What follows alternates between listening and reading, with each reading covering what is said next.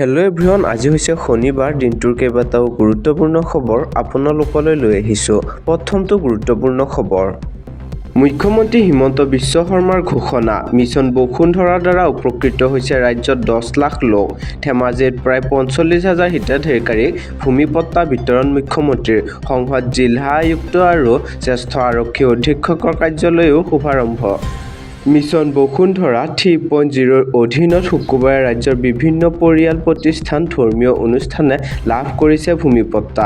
ধেমাজিৰ এক অনুষ্ঠানত জিলাখনৰ কেইবা হাজাৰ হিতাধিকাৰীক ভূমিপট্টা প্ৰদান কৰা হয়। ধেমাজিত কেন্দ্ৰীয়ভাৱে চৰকাৰে খিলঞ্জীয়াক ভূমিপট্টা প্ৰদানৰ কাৰ্যসূচী অনুষ্ঠিত কৰে। ধেমাজিৰ হাতীগড়ৰ দেউৰী বিলত এই অনুষ্ঠানত মুখ্যমন্ত্ৰী ডক্টৰ হিমন্ত বিশ্ব শৰ্মাই অংশগ্ৰহণ কৰি জিলাখনৰ 46,999 গৰাকী খিলঞ্জীয়া লোক তথা অনুষ্ঠান প্ৰতিষ্ঠানক ভূমিপট্টা বিতৰণ কৰে।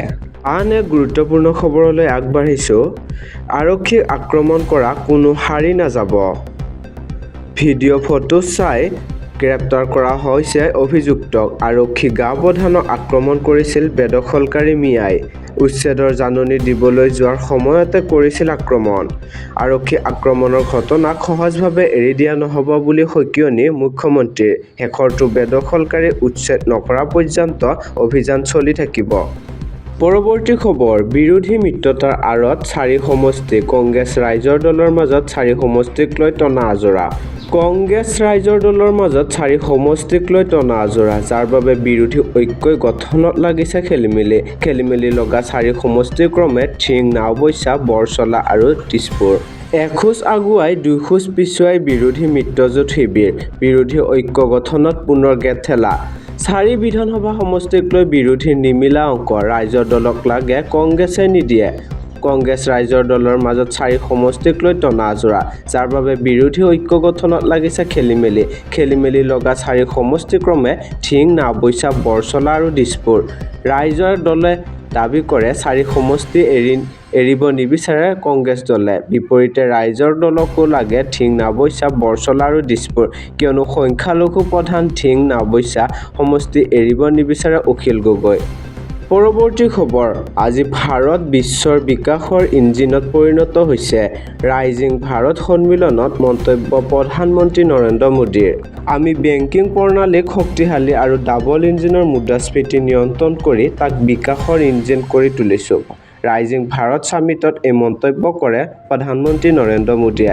ভাৰতৰ অৰ্থনৈতিক পুনৰুত্থান সম্পৰ্কে মন্তব্য কৰি প্ৰধানমন্ত্ৰী নৰেন্দ্ৰ মোদীয়ে কয়, এসময়ত বিশ্বৰ অৰ্থব্যৱস্থা আমাৰ দেশৰ অংশীদাৰত্বক সৰ্বাধিক আছিল। আজি ভাৰতে পুনৰবাৰ মেনুফেক্সাৰিং আৰু সামগ্ৰিক মানদণ্ডৰ ওপৰত গুৰুত্ব আৰোপ কৰিছে।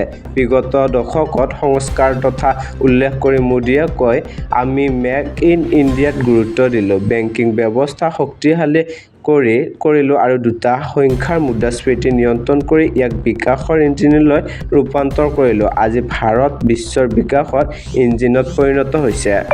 পৰৱৰ্তী খবৰ, সমাগত নিৰ্বাচন। শাসকীয় মিত্ৰ দলৰ মাজত হোৱা নাই আসনৰ বুজাবুজি।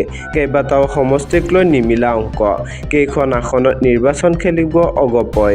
বিজেপিৰ লগত অগপৰ হোৱা নাই আনুষ্ঠানিক আলোচনা।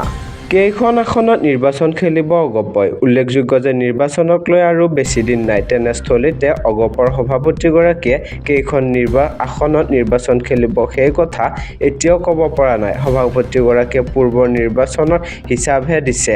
অতুল বৰাই কয় যে অগপই 2016 চনত 31খন আৰু 2021 চনত 29খন আসনত প্ৰতিদ্বন্দ্বিতা কৰিছিল। সেইফালৰ পৰা চাবলৈ গ'লে এইবাৰ আসনৰ সংখ্যা 2-3খনহে কমিব পাৰে।